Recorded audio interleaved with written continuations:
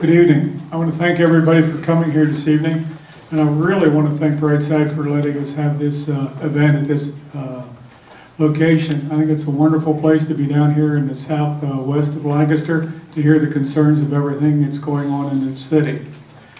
As you know, I'm Charlie Smithgall, and I was mayor for about 8 years ago. And everybody seems to know me, and some people don't. And I want to say hi to Woody in the back. He's sort of cut out. He's a write-in candidate, so I think we should acknowledge him a little bit. It's part of the American process to be written in, and that's what I was. I was written in. I wasn't planning on running. Some people that, unbeknownst to me, went out and wrote me in as a candidate for mayor, and I got enough votes to do so. Like I said, I was mayor for 8 years. And I'm proud of the record I built when I was in the mayor's office. But rather than spelling out my record, I would like to tell you what the Lancaster New Era said in an editorial when I left office. They said, quote, Smithgall presided over what many viewed as the city's largest economic and cultural expansion in 30 years. Falling crime rates, safer neighborhoods, improved city services, booming arts sector, and downtown revitalization all had Smithgall's imprint, unquote. Doesn't that sound exactly like what we need today as Lancaster City faces new challenges, some brought on by the economy and some brought on by leadership too little focused on the needs of residents? Thank you. Good evening. I also would like to thank the League of Women Voters and also the NAACP, which I've been a long-time member of, for holding this session today.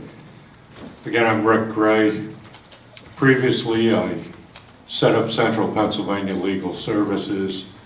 When I moved here, practiced law for 30, 40 years in Lancaster, was president of the Bar Association, and have been very active in civic affairs and political affairs since moving here. My opponent and I both love this city, but love is not enough.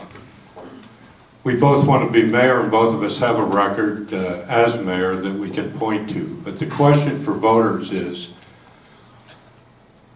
do both of us have what it takes to lead the city forward?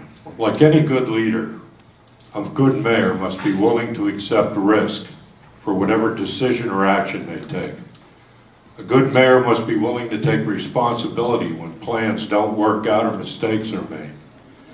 And finally, a good mayor must be willing to tell you what you need to hear, not necessarily what you want to hear. A good mayor must be willing to say no to friends. The record shows that in all these areas, my opponent falls short. Tonight, you'll hear my opponent take credit for everything good that's happened in the city. He'll take credit for the convention center, First Fridays, the bus station, Clipper Stadium, and more. But he won't tell you the full story. He'll never take responsibility for the mistakes that were made, the costs that were incurred, or the opportunities that were missed during his time as mayor. That's not leadership, and that's not what Lancaster needs. Thank you.